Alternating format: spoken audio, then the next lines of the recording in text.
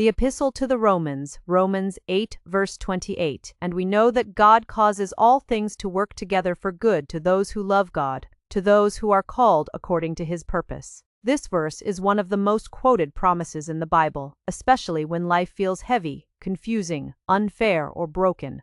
And honestly, that describes a lot of people today. We live in a world filled with uncertainty. Families are divided. People are anxious about money, health, war, loneliness, rejection, and the future. Many feel exhausted mentally, emotionally, and spiritually. In the middle of all that noise, Romans 8:28 stands like a lighthouse in a storm. But this verse is often misunderstood. It does not say that everything that happens is good. Pain is not good. Betrayal is not good. Disease is not good. Death is not good. Sin is not good. God never celebrates evil or suffering. What the verse says is something much deeper. God is so powerful, wise, and loving that he can take even the worst moments of life and weave them into something meaningful and ultimately good for those who belong to him. Think about Joseph in the Old Testament. He was betrayed by his brothers, sold into slavery, falsely accused, and forgotten in prison. None of those things were good. Yet years later, God used every painful chapter to place Joseph in a position where he could save countless lives during a famine. What people meant for evil, God turned for good.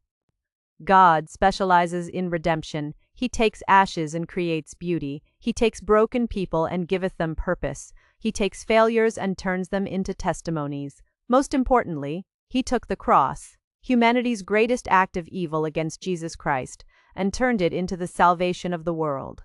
That is the heart of Romans 8:28. Today, many people feel like their life is falling apart. Maybe they lost a relationship. Maybe they are battling depression, loneliness, financial struggles, or health problems.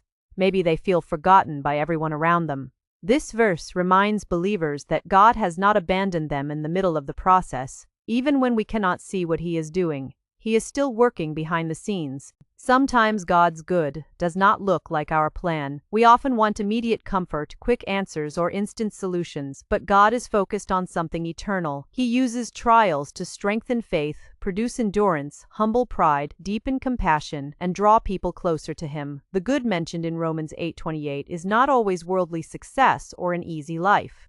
Often it is spiritual growth, transformation, and learning to trust him more deeply. Notice also that the verse is directed toward those who love God and are called according to his purpose. This is not a blanket promise that life will magically work out perfectly for everyone. It is a promise for those who place their trust in God. Followers of Christ are not promised a painless life, but they are promised that suffering will never be wasted. That matters today because modern culture often tells people that if life is hard, something must be wrong. Social media shows filtered happiness, success, beauty, and constant achievement.